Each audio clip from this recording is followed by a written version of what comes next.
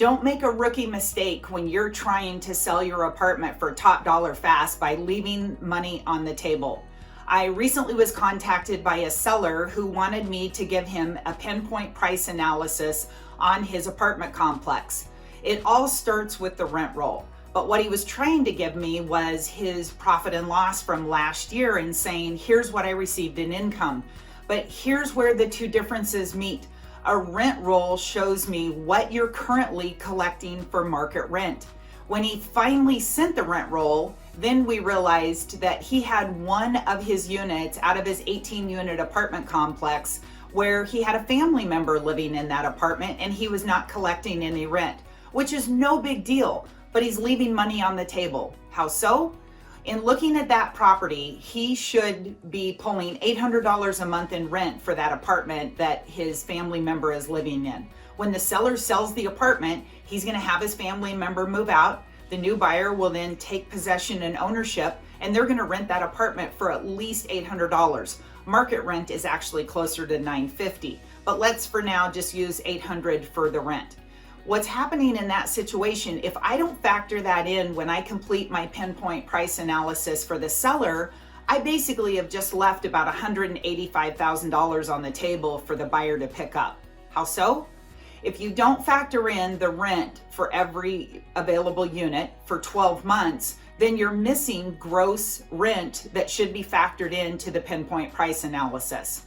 So how it starts with looking at the rent roll.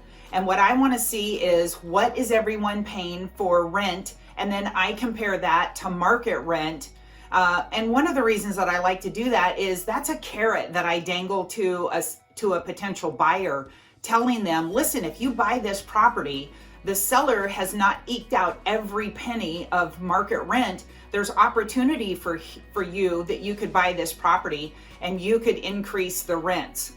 So I obtain a rent roll, I look at where your rents are, and then we establish the gross annual rent. From there, we factor in a 5% vacancy factor. Now, you may be saying, hold on, I'm 100% occupied and I have been for years. I haven't had a vacancy. You know, maybe somebody moves out, but somebody comes in right behind them within just days or a week. And that's called a turnaround time. But the problem is, if we hit another COVID hardship, or if the economy starts to dip, you could experience a vacancy. So a savvy investor or a savvy buyer is going to use a 5% vacancy factor, as well as a commercial appraiser and a lender will use a vacancy factor. So we do factor in 5% for the vacancy.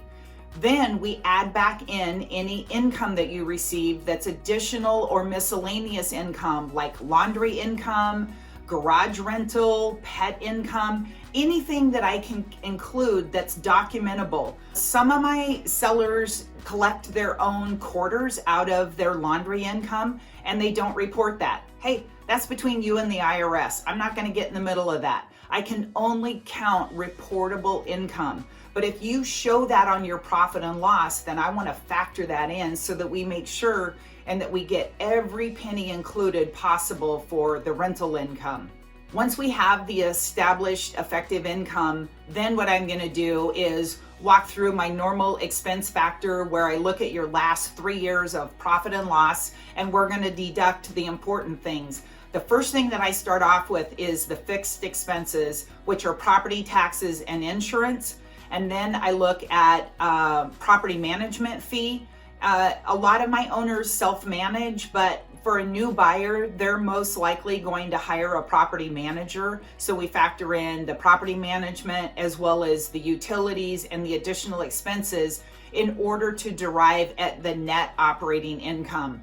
Now, to recap, why is the net operating income important? It's important because that's the starting point. That is the opportunity that a buyer will see on why he should buy your apartment. That's the income that property will generate.